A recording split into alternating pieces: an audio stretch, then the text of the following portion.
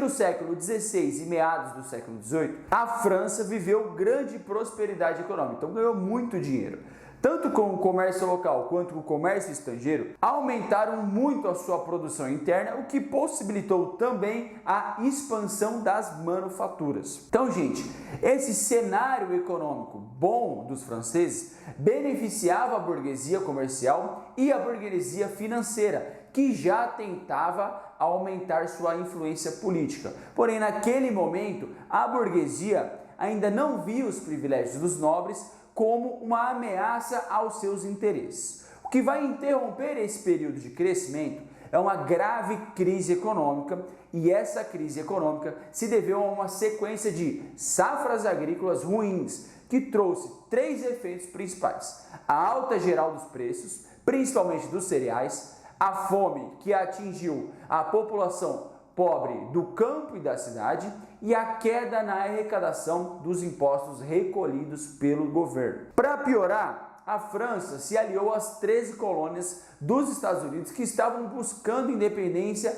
em relação à Inglaterra. E isso foi somando dívidas à coroa francesa, porque a França teve que entrar na guerra dos Estados Unidos contra a Inglaterra. E aí, dívida em cima de dívida. Então, por conta dessa crise generalizada, o rei Luís XVI tentou reagir aumentando os impostos. E isso foi literalmente um tiro no pé dele, porque isso piorou a situação de vida da população mais pobre e enfureceu a burguesia, que acusava o Estado de gastar demais. Então, qual foi a saída para essa crise? Segundo o rei Luís XVI, implantar uma reforma fiscal que ia buscar, basicamente, o fim de muitos privilégios, tanto da nobreza quanto do clero. O problema que ele não contava é que existia uma coisa que se chamava Assembleias dos Notáveis e também o parlamento. E adivinha quem dominava esse espaço? Exatamente, tanto o clero quanto os nobres.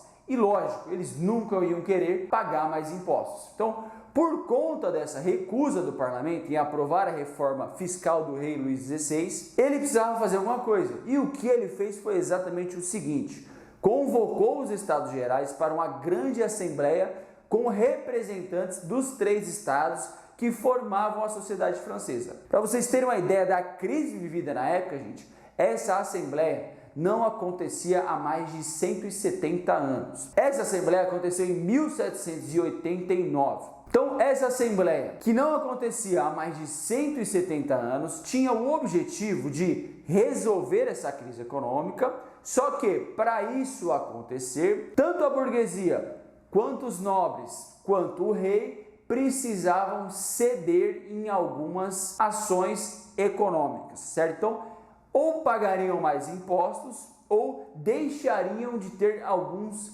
privilégios. O problema, gente, é que nem o rei, nem o clero e nem a nobreza estavam dispostos a abrir mão de seus privilégios. E aí é lógico que não deu certo. A ideia do primeiro e do segundo estado era que nas votações das leis, cada estado teria um voto. E assim, os bonitões ganhariam todas as votações, porque tinham o voto do primeiro e do segundo estado. Lógico que o terceiro estado não aceitou o sistema de votação defendido pelo clero e pela nobreza. Dessa forma, em junho de 1789, o terceiro estado se retirou da reunião e proclamou em Assembleia Nacional e passou também a defender a elaboração de uma constituição para o país. O rei, com medo da reação popular, aceitou a exigência e em julho daquele ano, os Estados Gerais ganharam o nome de Assembleia Nacional Constituinte. Luís XVI apresentou então um programa de governo que aceitava a monarquia constitucional e abolia os privilégios fiscais. E no meio de todo esse rebuliço existia boatos que diziam que a aristocracia, que era aliada do rei, pretendia dar um golpe e encerrar com os Estados Gerais. E essa falsa notícia alarmou ainda mais os setores pobres, que passaram a protestar de forma mais constante e violenta. O cenário da França, vocês estão vendo, tornava-se cada vez mais complexo. A insatisfação se espalhava e os espaços políticos de discussão pareciam quase esgotados.